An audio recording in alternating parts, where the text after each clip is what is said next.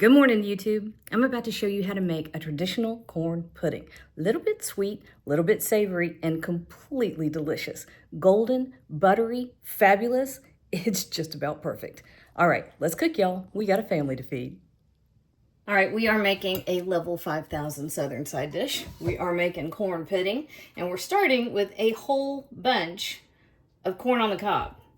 I just brought a big old pot of water to a boil, threw in a handful of salt, and let these cook for about 5 minutes. It doesn't take long. Fresh corn only needs just a moment. And then this is it. I do tend to cut the end off just so it'll be a little bit easier to hold them still. And that's it.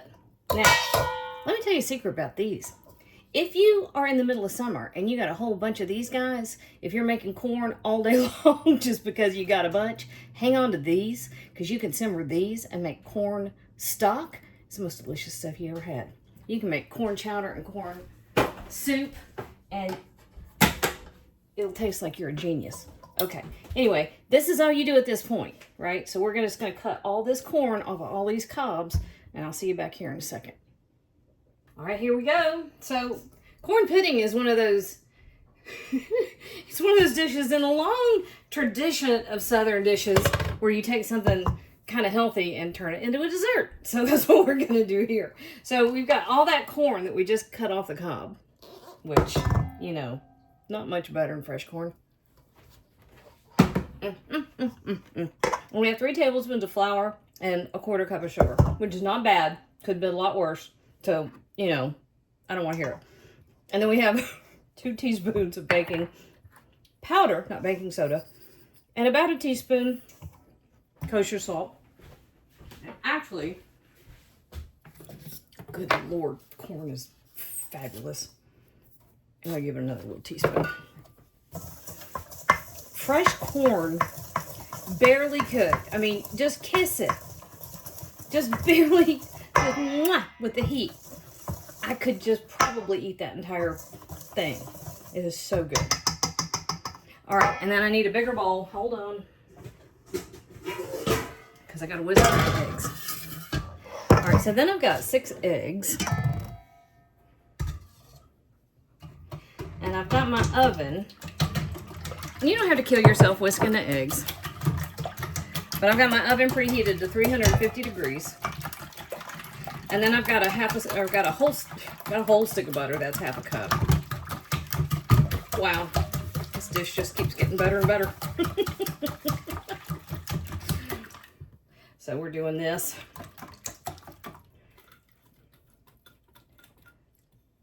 This dish originated when everybody was a farmhand. You can't really get away with this now, but you know. We're doing it. My excuse is always that it's a heritage dish. Okay, here we go. 2 cups of cream.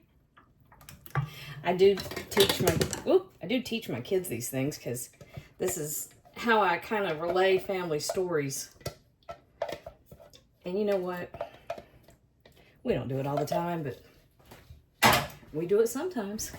And all my cousins came down this last weekend. And it's had me thinking about all my cousins and people we grew up with. And I had a great time seeing them. Unfortunately, we were getting together for the wrong reasons. We lost a family member that was greatly beloved.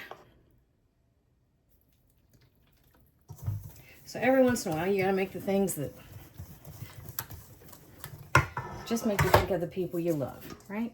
So that's what we're doing here. All right. Corn pudding, which is too stupidly good not to enjoy every once in a while. Okay, everything is all together now, and we are putting our corn into the pool with everything else.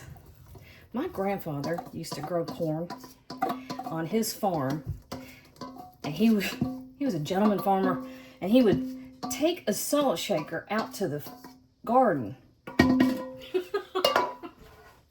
I know I've told y'all this, And that was his way of testing if things were ready to pick or not. He would take the salt shaker out and pick a tomato or pick an ear of corn, give it a little sprinkle of salt, and decide whether or not it was time to pick. And you talk about being spoiled. If that's how fresh your vegetables are, you really get spoiled. So corn dishes like this always make me think of my childhood and my grandfather. All right, 9 by 13 dish with even more butter, because sometimes you just have to. And here we go. I will say this. You put this on the table and you will be legendary. Which is kind of what it's all about, isn't it? If you're feeding your family every once in a while, it's really just about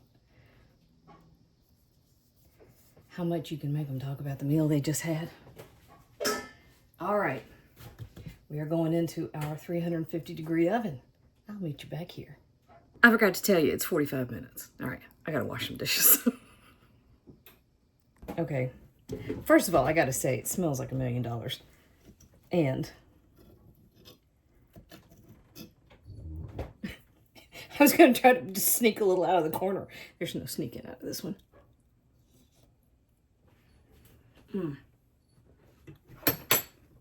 Oh yeah.